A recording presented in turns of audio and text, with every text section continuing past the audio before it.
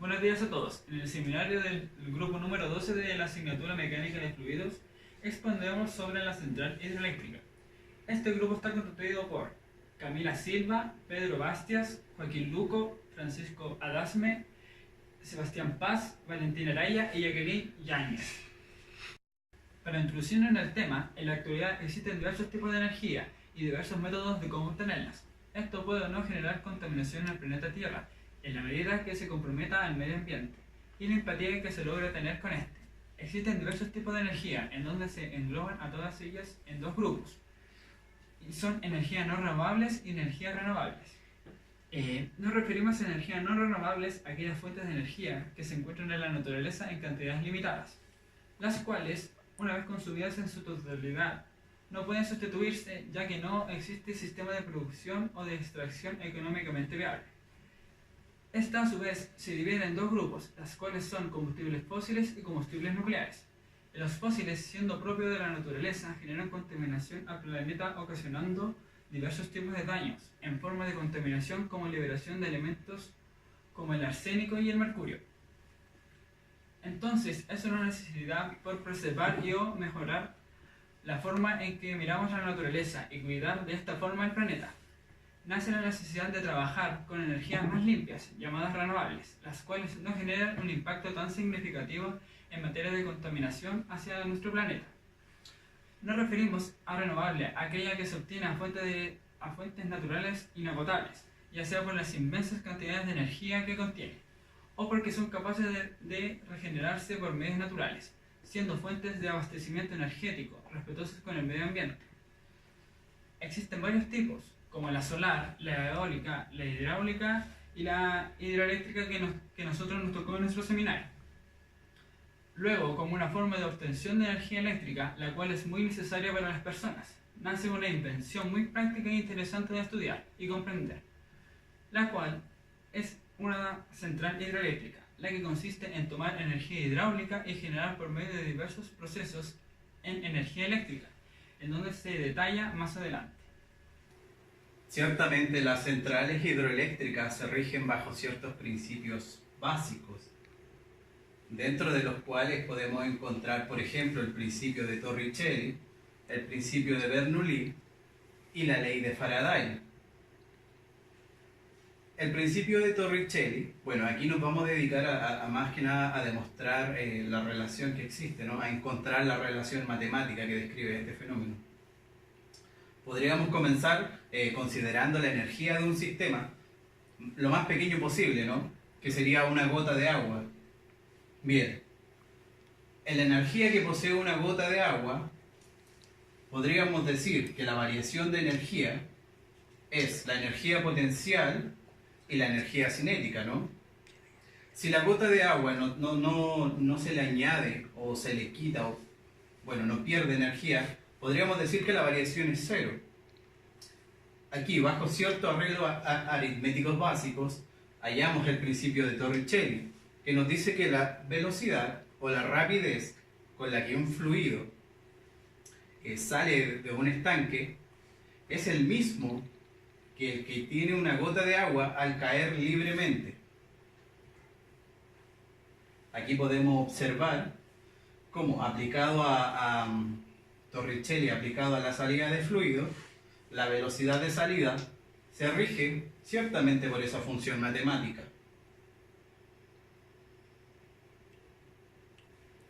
Otro principio importante, y quizás el más importante con el que se rige una central hidroeléctrica, es el principio de Bernoulli. Como en esta sección nos estamos dedicando a demostrar esta importantísima ecuación, vamos a trabajar con ella, ¿ok? Entonces, para deducir la ecuación de Bernoulli, vamos a fijarnos en un flujo que fluye por cierta región, ¿ok? Un flujo que, por cierto, estamos considerando incompresible, perdón. Además, que el flujo, no hay pérdidas intermedias de flujo, y que el flujo fluye primero por una cierta altura Y1 y luego por cierta altura Y2. ¿Ok? Aquí podemos ver los puntos 1 y 2 que vamos a analizar para deducir la ecuación de Bernoulli. Entonces, para partir esta demostración vamos a empezar describiendo el trabajo que existe en cada punto de este flujo considerado, ¿no? Bueno, la notación matemática de trabajo viene dado por el producto punto del vector fuerza y el desplazamiento, ¿no? Que en este caso sería el desplazamiento del fluido, que viene dado por la variación delta x1 y delta x2, ¿ok?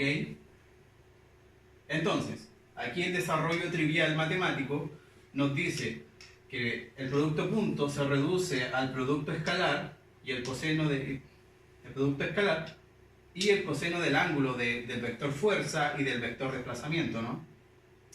Además, debemos considerar que la fuerza también puede ser descrita como una presión, la presión en el punto y el área transversal en el punto, ¿no? Entonces, desarrollando matemáticamente, llegamos que presión a área de desplazamiento es igual al trabajo. También sabemos que un cierta área y un cierto desplazamiento nos entrega un volumen, ¿ok? Entonces estamos súper bien. El trabajo en el punto 1 se reduce únicamente a la presión en 1 y el volumen en el punto 1. Entonces, de forma análoga, ¿no? El desarrollo trivial matemático de este asunto nos dice que en el punto 2 el trabajo es la presión en 2 y el volumen en el punto 2. Aquí lo importante es el signo negativo, ¿no?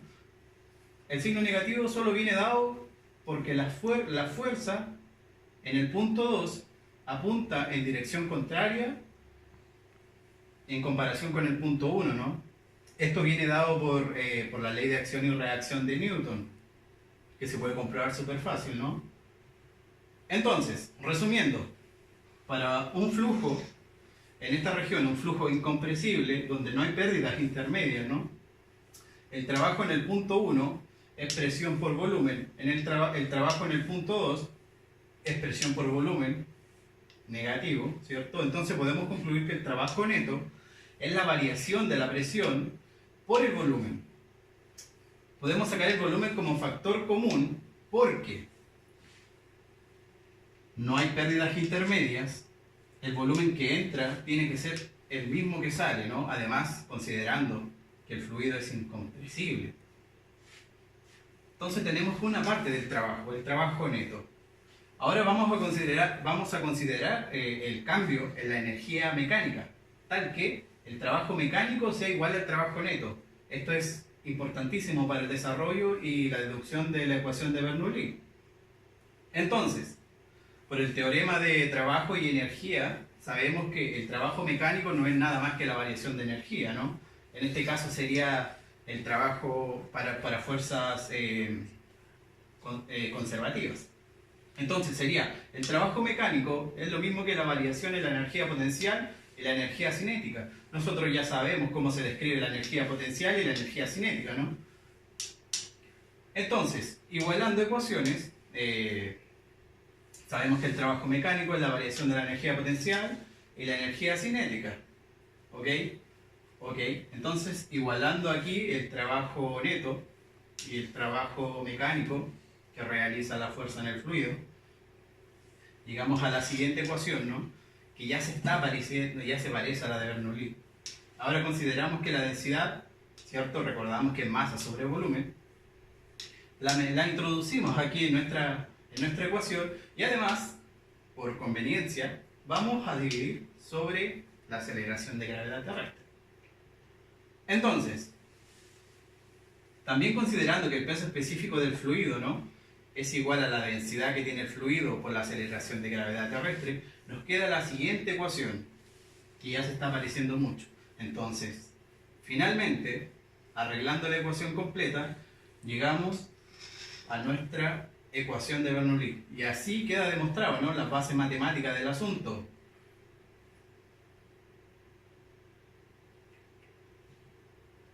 Por último, un principio importantísimo, también muy importante, aunque no se diría principio, ¿no?, porque este es algo del universo, ¿no? Esto ni siquiera necesita ser demostrado porque es algo que se ve. Es el principio de inducción electromagnética, ¿no?, también conocido como ley de Faraday en la colección de ecuaciones de Maxwell. ¿Qué nos dice esto?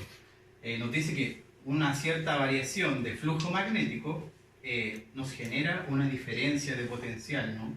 Y es lo que nosotros buscamos para transformar la energía rotatoria que nos va a entregar la turbina, para transformar la energía eléctrica, ¿no? Entonces, aquí tenemos la ecuación, o sea, la ley de Faraday, que nos dice, bueno, de forma explícita, la variación del flujo magnético en el tiempo no es nada más que el campo eléctrico encerrado en la superficie, ¿no? Entonces, tenemos que la turbina nos genera una cierta momento angular, ¿ya? Cierta velocidad angular que conectada al generador nos genera cierta rotación. Ciertamente, en el rotor del generador nosotros tenemos imanes que nos hacen justamente cambiar el flujo magnético en el tiempo, ¿no? Nos hacen cambiar el flujo magnético, y esto que genera naturalmente un campo eléctrico.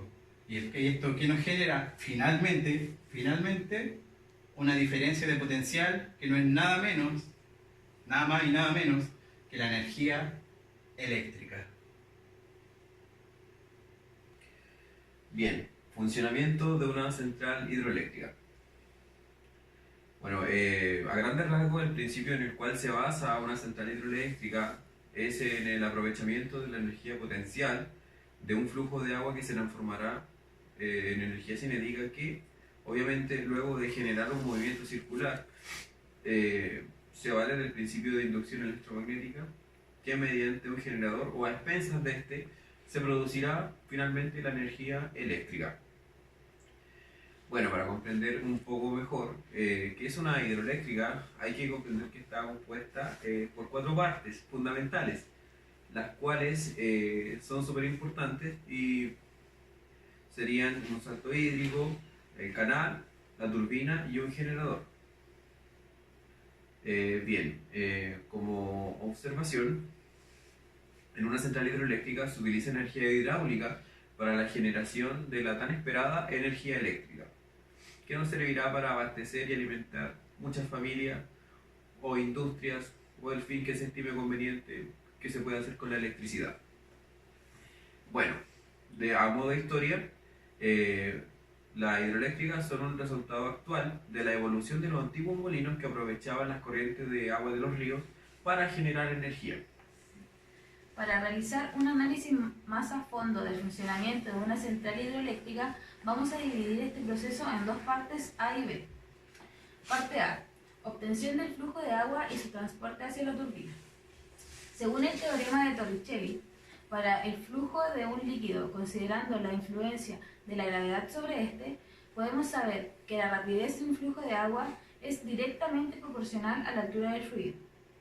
Aplicando este principio a la central hidroeléctrica, se puede decir que mientras más altura tenga el lugar de obtención del agua, mayor será la velocidad con la que ésta entrará en la turbina. Entonces, es la altura del fluido quien juega un papel fundamental en un transporte correcto y eficiente del fluido hacia la turbina, en donde se busca la mayor velocidad posible. La geología del lugar en donde se construye una central hidroeléctrica determina los distintos tipos de saltos hídricos o geodésicos, es decir, determina el desnivel natural que genera la energía potencial gravitatoria utilizada posteriormente para la generación de energía eléctrica. Parte B: conversión de energías dentro de la turbina y generación de energía eléctrica. Una turbina hidráulica es un instrumento capaz de transformar la energía cinética y potencial de un flujo de agua en energía mecánica de rotación. Esta rotación obedece al principio de conservación del momento lineal, que establece que, si la resultante de las fuerzas que actúan sobre un cuerpo es nula, su momento permanece constante en el tiempo. En este caso es la rotación quien permanece constante al pasar del tiempo. En función del tipo del salto geodésico y por lo tanto de la altura de caída del agua hacia la turbina, es que se define la velocidad con la que el flujo ingresa a la turbina. Esta velocidad A la vez, define el tipo de turbina a emplear en cada central hidroeléctrica. Algunos de estos tipos de turbinas pueden ser Kaplan, Turgot, Pelton o Francis. El tipo de turbina más utilizado en las centrales hidroeléctricas es el tipo Francis. Esto es porque tiene un gran rango de acción en función de la velocidad del fluido. Esta turbina está conformada por un rotor con un eje, un distribuidor con alaves, una entrada y salida de flujo y una caja con forma de espiral. Esta caja con forma de espiral es la característica principal de las turbinas tipo Francis. Para que la energía eléctrica producida por una hidroeléctrica sea constante, la velocidad del fluido dentro de la turbina también debe ser constante. Cuando el agua entra a la turbina por la parte más amplia de esta y pone en giro el rotor, pierde energía cinética y presión a medida que fluye. Por lo tanto, su velocidad va disminuyendo. La geometría en espiral que distingue a la turbina Francis es la que soluciona esta gran problemática, logrando una velocidad constante del fluido debido a que va reduciendo su radio de área transversal. La salida de flujo en este tipo de turbinas es perpendicular al giro de rotor de esta misma. Este rotor se une mediante un eje a un generador eléctrico compuesto por un rotor propio que posee un imán y actúa como inductor de energía y por un estator que contiene bobinas por las que fluye energía eléctrica. Al conectar el rotor de la turbina, al rotor del generador eléctrico, comienza a rotar, lo que hace que por el principio de inducción electromagnética de Faraday genere energía eléctrica, la que posteriormente es transportada por medio de la red eléctrica a los hogares y empresas que hacen uso de esta energía renovable. Bien, de manera general, para comprender más qué es lo que es una central hidroeléctrica, recordar o entender simplemente que las centrales aprovechan la energía potencial gravitatoria que posee una masa de agua en un cauce natural, obviamente, en virtud de un desnivel. También puede ser de manera artificial, como un embalse, el cual podrá ser explicado quizá posteriormente. También conocido, bueno, todo esto es conocido como un salto geodésico, ¿cierto? Hay una diferencia de altura. Bueno, en su caída entre los dos niveles del cauce se hace pasar el agua por una turbina hidráulica que transmite energía a un generador. Obviamente la energía se va a transmitir porque mientras cae el agua, gira, y eso es lo que genera el trabajo, el cual mediante forma de energía va a un generador, el cual producirá energía eléctrica. Como se puede ver acá en la imagen, se puede apreciar, esto sería un caso artificial, obviamente porque es un embalse.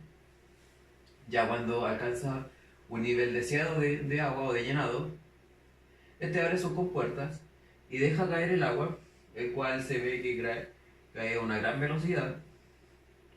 Es mucho el agua que cae, genera el desnivel, luego va a entrar por las turbinas y la hará girar y seguirá su curso y se generará la energía eléctrica. Bueno, la historia. Es súper importante mencionar la historia. ¿Por qué es tan importante? Porque estas nos van a arrojar datos. Nosotros vamos a comprender cómo era en el pasado, cómo se comportaba económicamente, si era viable con el medio ambiente, si era amigable con este mismo, si que realmente valía la pena una central hidroeléctrica, si la energía era buena, no sé, etc. Bueno, para entender esto, ¿cuándo surge? ¿Cómo nace la central hidroeléctrica? Bien, por una necesidad de cuidar más el medio ambiente, obviamente, y no contaminarlo tanto. Estas surgen a finales del siglo XIX. La energía hidroeléctrica se convirtió en una fuente para generar la electricidad. La primera central hidroeléctrica se construyó en las cataratas de Niágara en 1879. Obviamente, después de esto, en el 1881, las farolas de la ciudad de Niagara Falls funcionaban mediante energía hidroeléctrica. Y ya a modo muy general, La energía hidráulica suministra cerca del 20% de electricidad mundial. Estos datos son tomados de la Organización de las Naciones Unidas, o sea, la ONU, los cuales en sus páginas tienen los datos donde sale todo esto detallado. Y entonces desde 1990 hasta la fecha, esto se ha mantenido estable y funciona. Bueno, y aquí está una imagen que ilustra el funcionamiento básico de una central hidroeléctrica. Se puede ver el desnivel, ¿cierto? Que en el fondo sería una H, una altura. El agua, ¿cierto? Entra la turbina, esta gira. Al girar obviamente generará un trabajo, que obviamente eso es energía. Y mediante un generador, y basándose obviamente en el principio de inducción electromagnética, va a generar la tan deseada energía eléctrica que se puede utilizar con muchos fines. Y lo mejor de esto es que luego el agua sigue su curso, donde no salió perjudicada o contaminada. Por eso es que es tan viable este modo de generar la energía eléctrica. Centrales según el tipo de flujo.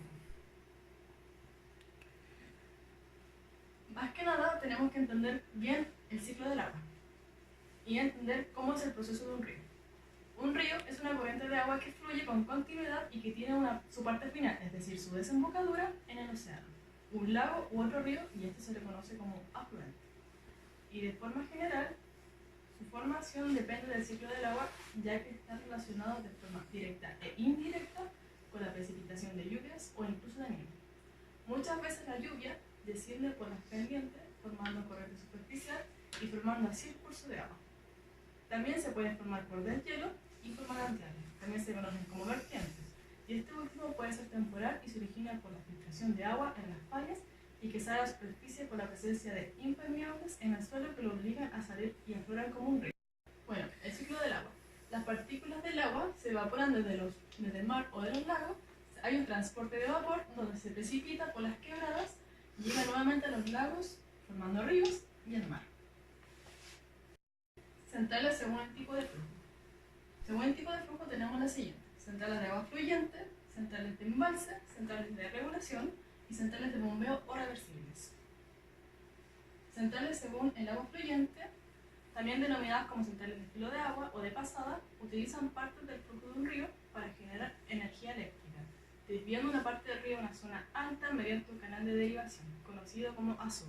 Operan de forma continua porque no tienen capacidad de almacenar agua, al no disponer de un embalse. El agua es conducida por un pequeño canal de carga, que es el lugar donde se eliminan los excedentes del caudal que no serán turbinados. Luego es lanzada por una tubería forzada hasta la turbina, aumentando así la energía cinética del agua y manteniendo constante el caudal en la central. Una vez que el agua mantiene la turbina, esta es devuelta al cauce del río por un canal de descarga. En estas centrales se turbina el agua disponible en el momento por la capacidad instalada. En estos casos, las turbinas pueden ser de eje vertical, cuando el río tiene una pendiente fuerte, u horizontal, cuando la pendiente del río es baja. Bueno, entonces, el canal de derivación es donde se desvía una parte del río de la cámara de carga, donde se limpia el agua de los excedentes. Luego, en la cámara de carga viaja por la tubería forzada hasta llegar a la central, donde se genera la energía, y posteriormente llega al cauce del río por el canal de descarga. Bueno, siguiendo, las centrales de embalse. Es el tipo más frecuente de centrales hidroeléctricas. Es posible generar la energía durante todo el año si se dispone de reservas suficientes. Requiere una inversión mayor. Además, corresponden a una de las principales fuentes de producción de electricidad. Incluso, existen países en que prácticamente la totalidad de su matriz eléctrica es proporcionada por esta fuente de energía. Encontramos tipos de centrales principalmente en China, Brasil, Paraguay, Venezuela, Estados Unidos y Rusia. Y en nuestro país cubre aproximadamente un 14%. Utilizan el agua procedente de un río que es envasada por medio de una prensa.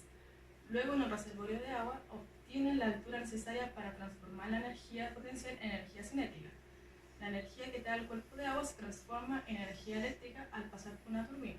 Posteriormente, el agua es transportada por una tubería hasta la casa de máquina, donde el agua utilizada en el proceso de generación eléctrica es devuelta íntegramente al cauce del río. Finalmente, la electricidad producida se lleva a una subestación para aumentar su voltaje y ser transportada mediante líneas de alta tensión. Bueno, entonces la central de embalse, el río es embalsado por mediante la prensa, en donde el reservorio se transforma energía potencial y cinética. Pasa por la turbina para aumentar la energía, se transporta a una máquina, a una casa de máquinas, y de ahí el agua puede ser devuelta al río, o la energía que se creó pasa a una zona de voltaje para aumentar su energía. Tipos de flujo: central de regulación y central de bombeo. Centrales de regulación. Las centrales hidroeléctricas de regulación almacenan grandes cantidades de agua. De esta manera tienen suficiente agua de reserva para cubrir las altas demandas de energía en ciertos horarios y ocasiones. Hay dos variantes de estas centrales hidroeléctricas: las centrales de derivación y las centrales a pie de presa. Centrales de derivación. En el sistema de derivación del agua con tuberías, la central está más o menos alejada de la presa. Las aguas del río son desviadas mediante una pequeña presa y son conducidas a través de un canal o tubería de presión a poca velocidad, gracias a un ligero desnivel en ambos extremos, hasta llegar a un pequeño depósito llamado cámara de presión. De esta sala arranca una tubería forzada que va a parar a la sala de turbina. Posteriormente, el agua es devuelta río abajo mediante un canal de descarga. Como podemos ver en esta imagen, el agua del embalse que se encuentra arriba se acumula en la presa, bajando por la tubería que tiene el desnivel antes mencionado.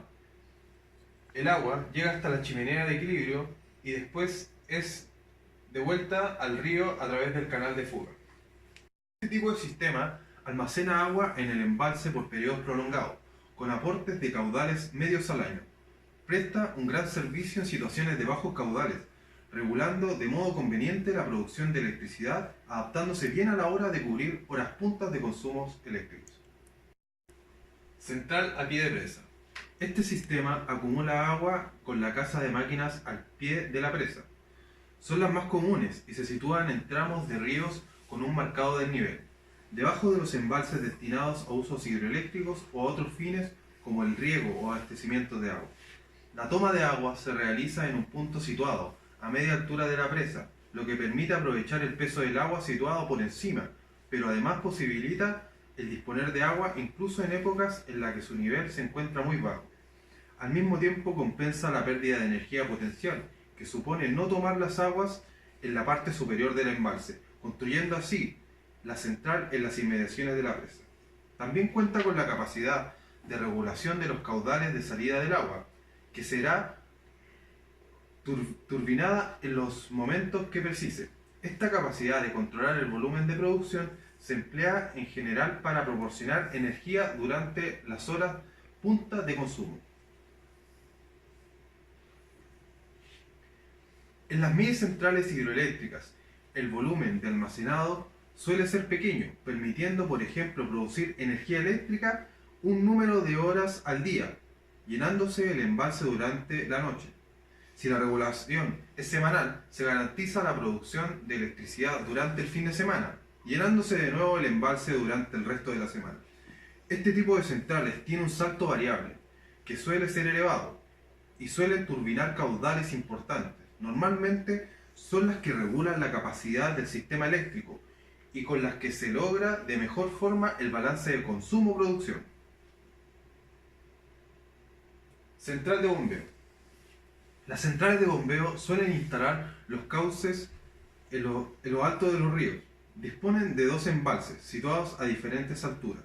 Cuando la demanda de energía eléctrica es máxima, la central de bombeo funciona como una central convencional, generando energía eléctrica, turbinando agua desde el embalse superior al inferior, quedando el agua almacenada en el embalse inferior, como lo muestra en la imagen. Acá tenemos el tanque superior y el tanque inferior donde se queda almacenada el agua. Este tipo de centrales disponen de grupos de motores bomba o alternativamente, sus turbinas son reversibles, de manera que pueden funcionar como bombas y los alternadores como motores.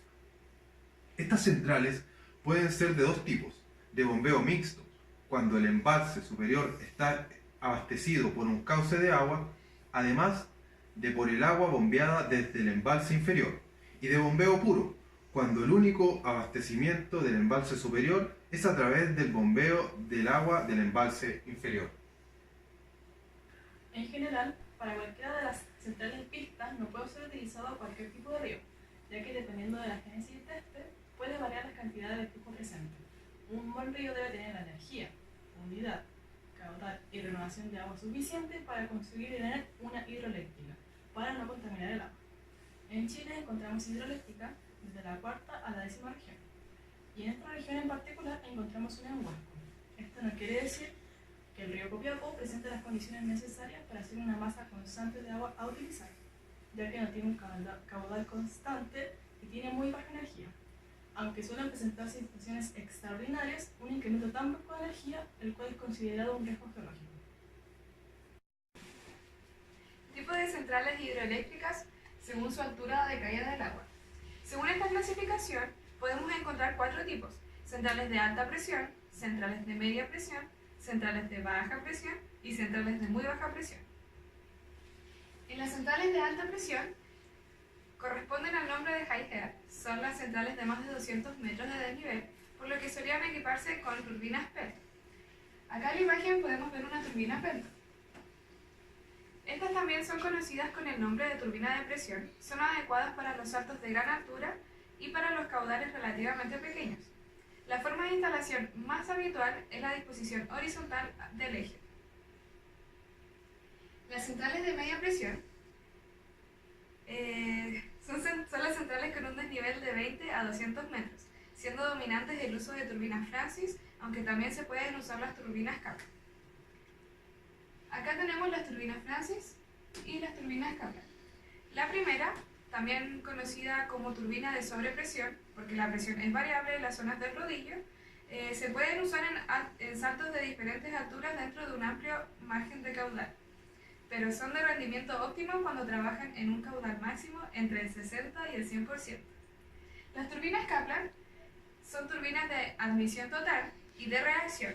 Se usan en saltos de pequeña altura con caudales medianos y grandes. Normalmente se instalan con el eje en posición vertical, pero también se pueden instalar de forma horizontal o inclinada.